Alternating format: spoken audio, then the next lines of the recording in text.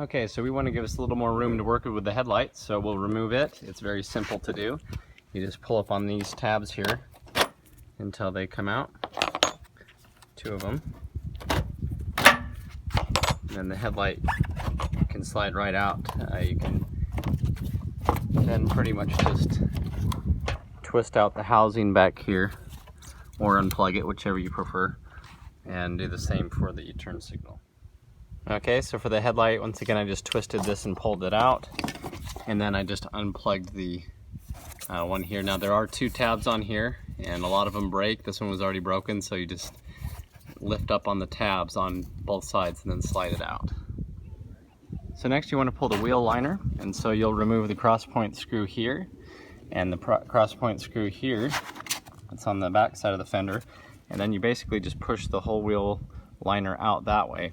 Then from underneath there's a push pin that you'll pull down as well that's attached to this side skirt. So this is shown on the driver's side, but underneath the side skirt, this is where you'll find those 2 pull tabs.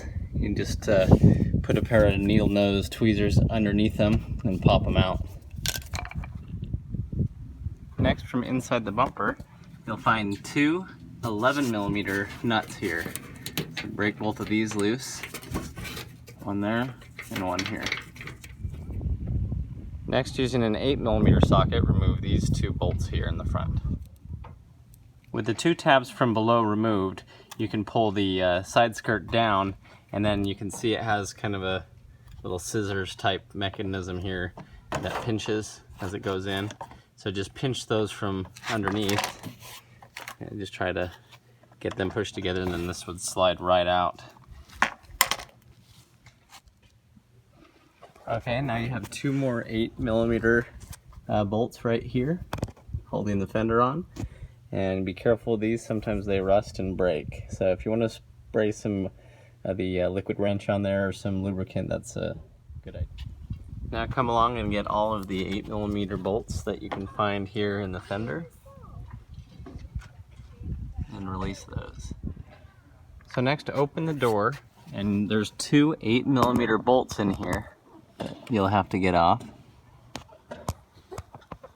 So there's one, and the other is right there. For this, a 8mm wrench really comes in handy. Next, pry up with a screwdriver on the antenna, and then you can remove this housing with these 2 cross point bolts. Next, gently pull apart here on this housing, and this piece will release from this housing. Now the whole panel can be lifted away from the car.